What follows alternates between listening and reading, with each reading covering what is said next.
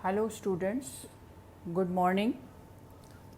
यह इकोनॉमिक्स की BA part 3 की क्लास है, जिसमें हम इकोनॉमिक्स का सेकंड पेपर राजस्थान की अर्थव्यवस्था या इकोनॉमी ऑफ राजस्थान का अध्ययन कर रहे हैं। आज हम एक बहुत इम्पॉर्टेंट नया टॉपिक शुरू करने जा रहे हैं, जिसका नाम है पॉवर्टी इन राजस्थान। राजस्थान में निर्धनता। आप सभी थर्ड ईयर के स्टूडेंट्स हैं। फर्स्ट ईयर में आप सेकंड पेपर के रूप में भारतीय अर्थव्यवस्था का विस्तार से अध्ययन करके आए हैं। भारतीय अर्थव्यवस्था का जब हमने अध्ययन किया था तब भी हम एक 3 इम्पॉर्टेंट चैप्टर पढ़ा करते थे। भारत में गरीबी, बेरोजगारी और आय की असमानता। उसी के समान राजस्थान की अर्थव्यवस्था वाला जब पेपर पढ़ रहे हैं तब भी राजस्थान की अर्थव्यवस्था की 3 प्रमुख समस्याएं होती हैं, जिस पर एग्ज़ाम में भी क्वेश्चन आता है। इसके अलावा जब हम कॉम्पिटिटिव एग्ज़ाम देते हैं तब इन टॉपिक्स पर ज़्यादा क्वेश्चंस पूछे जाते हैं, क्योंकि यह किसी भी देश प्रदेश की सबसे प्रमुख समस्या है। राजस्थान में निर्धनता की अवधारणा। इसमें हम कुछ इम्पॉर्टेंट वर्ड देखेंगे। निर्धनता का कॉन्सेप्ट क्या है, इसमें निर्धनता उन्मूलन क्या होता है, बहुआयामी निर्धनता सूचकांक का चर्चा की जाती है, ट्रिकल डाउन इफेक्ट क्या होता है, पावर्टी लाइन गरीबी की रेखा के बारे में आपने सुना होगा, और पावर्टी रेशो किसे कहते हैं, निर्धनता अनुपात क्या होता है।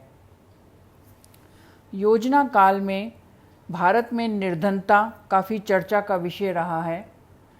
हमारे देश में पंचम पंचवर्षीय योजना जो 1974 से 79 तक थी, उसमें निर्धनता उन्मूलन को योजना के उद्देश्य के रूप में स्वीकार किया गया। और निर्धनता के ऊपर आप देखेंगे कि बहुत सारी स्टडीज़ हुई हैं, बहुत सारे आयोग, नीति आयोग, योजना आयोग, है ना, बहुत सब ने अपना अपना अध्ययन किया है। इस पे काफ़ी पेपर लिखे गए हैं, जिसमें प्रमुख नाम है VM दांडेकर, उनके सहयोगी नीलकंठ रथ, BS मिन्हास, सुरेश तेंदुलकर, मोंटेक सिंह आलूवालिया। और जैसे राजस्थान में IDS एक संस्था है, वहाँ पे विद्यासागर का वर्किंग पेपर है। डॉक्टर C रंगराजन की अध्यक्षता में योजना आयोग ने निर्धनता के माप की समीक्षा के लिए एक विशेषज्ञ दल नियुक्त किया था, जिसने अपनी रिपोर्ट प्रस्तुत करी। ऐसे ही अर्जुन सेन गुप्ता समिति है, जिसने असंगठित श्रम पर अपनी report the. Oxford poverty and human development initiative ने UNDP की सहायता से एक नया बहुआयामी निर्धनता सूचकांक भी तैयार किया है, जिसमें निर्धनता को न केवल आय से जोड़ते हैं, बल्कि गरीबों का शिक्षा, चिकित्सा, परिसंपत्तियों और सेवाओं से परिवारों का स्तर जोड़ा जाता है। निर्धनता की समस्या पर सरकार और नियोजकों का ध्यान इसलिए बहुत अधिक रहता है, क्योंकि जब देश आज़ाद हुआ था और शुरू का प्रथम पंचवर्षीय योजना, द्वितीय पंचवर्षीय योजना में विकास पर बल दिया गया, बड़े उद्योगों पर बल दिया गया। और उस समय इकोनॉमिक्स की एक थ्योरी होती है जिसको कहते हैं ट्रिकल डाउन थ्योरी। उससे तात्पर्य ये था कि जब सरकार बड़े उद्योगों का विकास करेगी, बड़े बड़े कार्य करेगी, तो जो विकास होगा उसका रिसाव होगा और वो स्वतः ही गरीबों तक चला जाएगा और विकास के पथ पर देश अग्रसर हो जाएगा। परंतु यह ट्रिकल डाउन थ्योरी हकीकत में सही साबित नहीं हुई और कई योजनाओं के बाद देश में गरीबी अत्यंत बढ़ती रही। गरीबों के बढ़ने के कारण ही केंद्र सरकारों के द्वारा वित्त आयोग जो होते हैं, उसमें यह फॉर्मूला भी अपनाया गया कि केंद्र से राज्यों को जो सहायता दी जाए, वो उस राज्य में जो गरीबी का स्तर है, पिछड़ेपन का जो स्तर है, उसका सूचकांक बनाया जाए और उसके आधार पर राज्यों को साधनों का वितरण किया जाए। गरीबी की रेखा। 70 के दशक के प्रारंभ में गरीबी की रेखा को प्रति व्यक्ति मासिक व्यय के रूप से परिभाषित किया गया है, जिसका स्तर 1973-74 के मूल्यों पर ग्रामीण क्षेत्रों के लिए लगभग 49 रुपये और शहरी क्षेत्रों के लिए 56.6 रुपये निर्धारित किया गया था। इस संबंध में प्रमुख बात यह है कि व्यय के इन स्तरों पर ग्रामीण क्षेत्रों में प्रति व्यक्ति प्रतिदिन 2400 कैलोरी के बराबर उपभोग तथा शहरी क्षेत्रों में 2100 कैलोरी के बराबर उपभोग का स्तर प्राप्त करना संभव हो सकेगा। इसलिए इन स्तरों के नीचे प्रति व्यक्ति माह खर्च करने वाले व्यक्ति गरीब माने जाते हैं। ये एक इम्पॉर्टेंट परिभाषा है, ये आप याद कर लें कि यदि कोई व्यक्ति प्रतिदिन 2400 कैलोरी से कम उपभोग करता है ग्रामीण क्षेत्र में और शहरी क्षेत्र में 2100 कैलोरी से कम उपभोग करता है तो उसे गरीब माना जाता है। भारत में गरीबी की जो अवधारणा है उसे न्यूनतम कैलोरी के उपभोग से जोड़ा गया है और उसे फिर रुपए में भी कन्वर्ट कर लेते हैं। भारत में गरीबी की अवधारणा एक निरपेक्ष अवधारणा है क्योंकि इसे न्यूनतम कैलोरी के उपभोग से जोड़ दिया गया है। यदि इसे मूलभूत आवश्यकताओं की पूर्ति के लिए जरूरी न्यूनतम आमदनी से जोड़ दिया जाए तो भी यह एक निरपेक्ष अवधारणा ही होगी। निर्धनता अनुपात। निर्धन व्यक्तियों का कुल जनसंख्या से अनुपात निर्धनता अनुपात कहलाता है। निर्धन व्यक्तियों का कुल जनसंख्या से अनुपात निर्धनता अनुपात कहलाता है। जैसे 2011-12 में भारत में निर्धनता अनुपात 21.9% था, जबकि राजस्थान में ये 14.7% था। हमारे देश में गरीबों में ज़्यादातर लघु व सीमांत किसान, खेतीहर मजदूर, ग्रामीण काश्तकार, अनुसूचित जाति अनुसूचित जनजाति के लोग, बंधुआ मजदूर, अपाहिज व्यक्ति, साधनहीन कृषक तथा शहरों में आकस्मिक श्रमिकों का एक बड़ा भाग इसमें शामिल किया जाता है। राजस्थान में निर्धनता के कारण। गरीबी के निर्धनता के अनेक कारण हैं जिस कारण गरीबी की समस्या विकराल और विकट रूप ले चुकी है। पहला कारण है ऐतिहासिक व भौगोलिक परिस्थितियाँ। हम जब राजस्थान की अर्थव्यवस्था शुरू किया था, हमने राजस्थान का एकीकरण पढ़ा था, तब हमने देखा था कि राजस्थान एकीकरण से पूर्व 19 सामंती राज्यों और 3 चीफ शिफों का समूह था जिनमें सामाजिक आर्थिक विकास काफ़ी पिछड़ा हुआ था। उस समय की भूमि व्यवस्था कृषिगत विकास के अनुकूल नहीं थी, किसानों का आर्थिक शोषण होता था।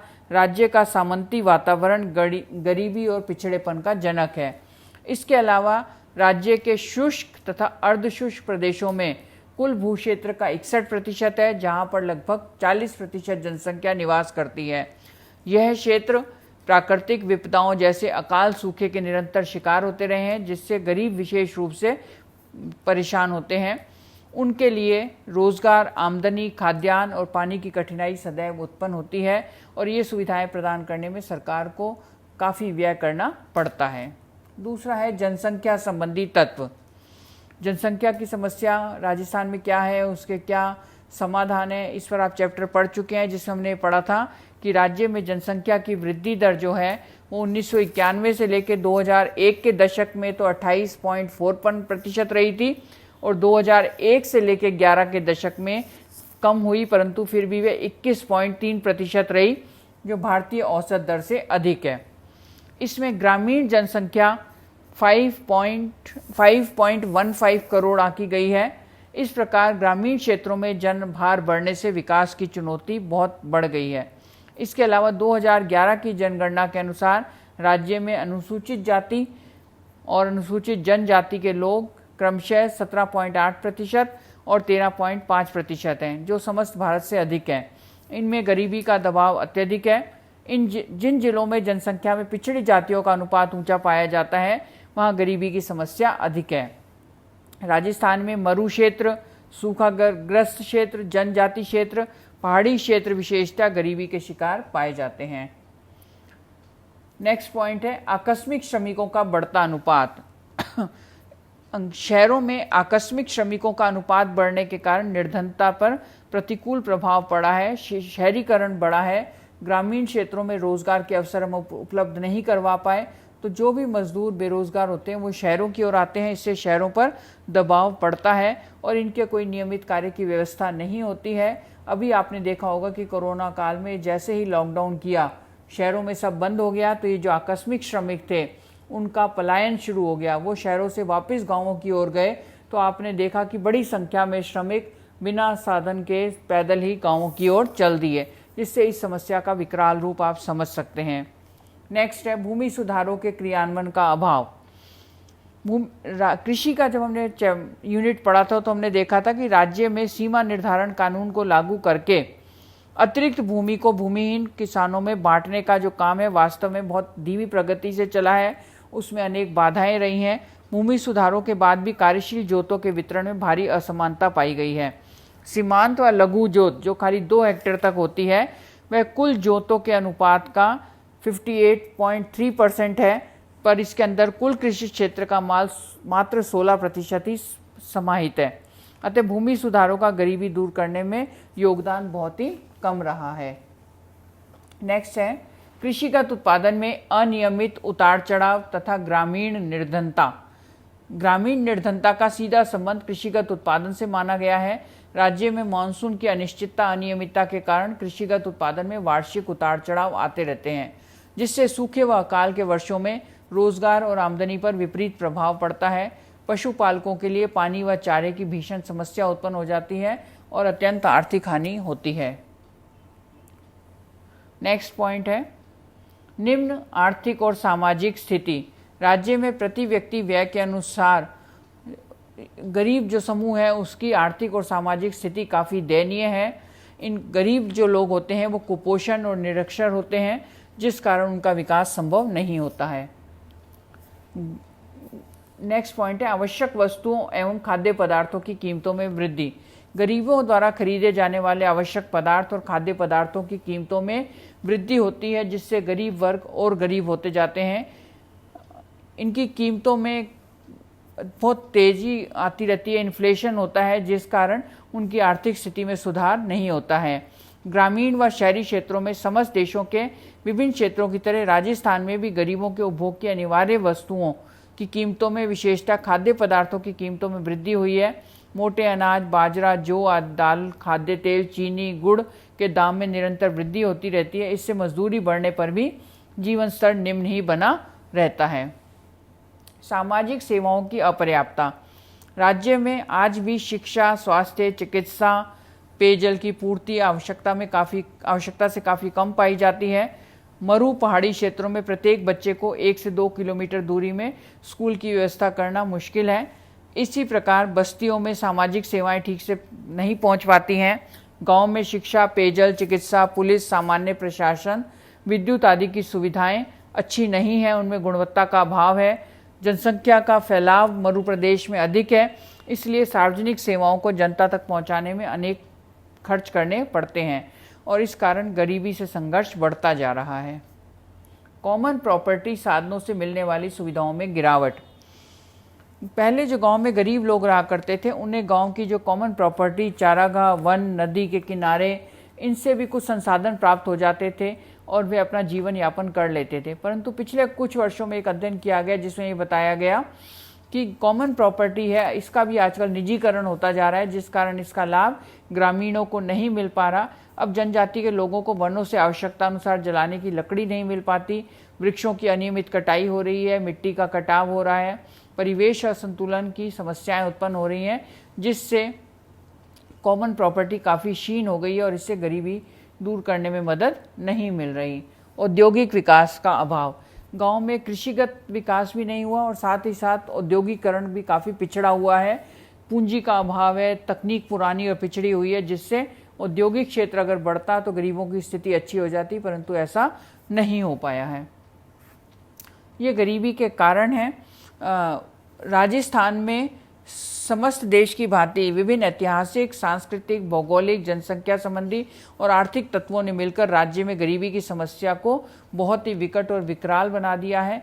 और ऐसे में जबकि ये वैश्विक महामारी आई और जिस कारण महामंदी की गर्त में देश जाता जा रहा है, ऐसे में गरीबी और बेरोजगारी की समस्या ने विकराल रूप धारण कर लिया है और अर्थव्यवस्था को पुनः पटरी में लाने के लिए सरकार को अनेक योजनाओं को, ठोस योजनाओं को प्रभावी ढंग से क्रियान्वयन करना होगा।